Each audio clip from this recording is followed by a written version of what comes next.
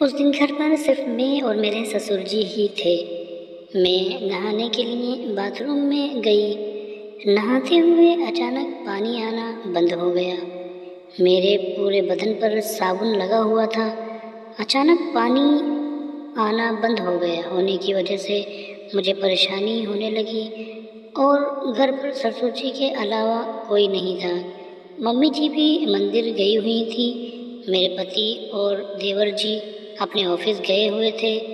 मैंने मजबूर होकर आवाज़ लगा दी अपने ससुर जी को। ससुर जी फ़ौरन जल्दी से बाथरूम। कुछ समय पहले ही शादी हुई थी मेरी, इसलिए मुझे अपने ससुराल के तौर तरीक़े पता नहीं थे। लेकिन मेरी सास बहुत अच्छी हैं। वो हमेशा मुझे अपनी बेटी की तरह प्यार करती हैं। और मेरा एक देवर भी है जो अभी बहुत कम उम्र है। मेरे ससुर जी अभी भी एकदम जवान और हट्टे कट्टे हैं। मेरे ससुर जी की एक कंपनी है जिसे अब मेरे पति संभालते हैं और मेरे पति भी मुझे बहुत प्यार करते हैं।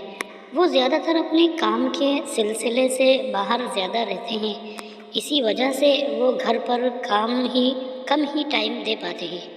दिन तो मेरा कैसे न कैसे कट जाता है, लेकिन रात में जब वो नहीं रहते हैं तो मुझे अकेलापन बहुत ज़्यादा सताता है। दिन में माँ जी और मेरे देवर जी के साथ टाइम का पता ही नहीं चलता, लेकिन रात बहुत ज़्यादा लंबी या बोरिंग लगती है। एक बार मेरे पति ऑफिस के काम से 10-12 दिन के लिए मुंबई गए हुए थे, तो मुझे उनकी बहुत याद आने लगी। मुझे अपने कमरे में लाती हुई अपने पति की याद में पूरी तरह खोई हुई थी। मेरे खुद पर काबू नहीं था। मेरे हाथ मेरे बस में नहीं थे और वो मेरे जिस्म को सहला रहे थे। अचानक मुझे ऐसा एहसास हुआ कि मुझे कोई खिड़की से देख रहा है। मैंने जल्दी से वहाँ जाकर देखा तो वहाँ कोई नहीं था। मैंने सोचा शायद ये मेरा कोई वहम है। मैं जाकर अपने कमरे में सो गई। कुछ दिन बाद सर्दी का मौसम आ गया। घर में उस दिन कोई नहीं था। माँ जी मंदिर गई हुई थी, देवर जी अपने कॉलेज गए हुए थे। घर में सिर्फ मैं और मेरे ससुर जी ही थे। मैं नहाने के लिए बाथरूम में चली गई। नहाते हुए अचानक नल से पानी आना बंद हो गया।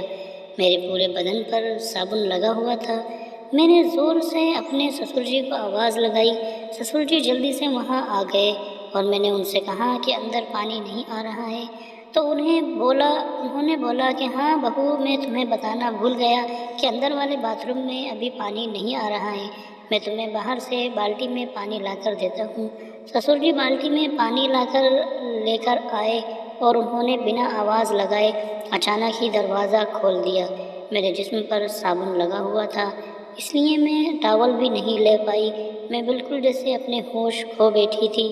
ससुर जी अब मुझे एक हवस भरी निगाहों से देखने लगे। मेरे ससुर जी अब मेरे जिस्म के बहुत करीब आ गए। मैं उनका मजबूत जिस्म अब महसूस कर रही थी। मेरी सांसें अब और तेज़ होने लगी थी। जिस्म तड़प को जिस तड़प को मैं अपने पति के लिए महसूस कर रही थी, शायद आज वो पूरी होने वाली है। अब धीरे धीरे मेरा डर बढ़ते जा रहा था और अब मैं भी ससुर जी के करीब होती जा रही थी। मैं अब अपनी मान मर्यादा, रिश्ते नाते सब कुछ भूलने लगी थी और अब मैं सब कुछ भूलकर अपने आप को उन्हें सौंपना चाहती थी। वो दिन मेरी ज़िंदगी का सबसे खूबसूरत दिन था। शायद मुझे शादी के बाद से लेकर पहली बार चरम सुख का आनंद मिला। मेरे ससुर जी से मुझे पहली बार उस प्यार का आनंद मिला। फिर कुछ देर बाद हम दोनों नहाए और बेडरूम की तरफ चले गए।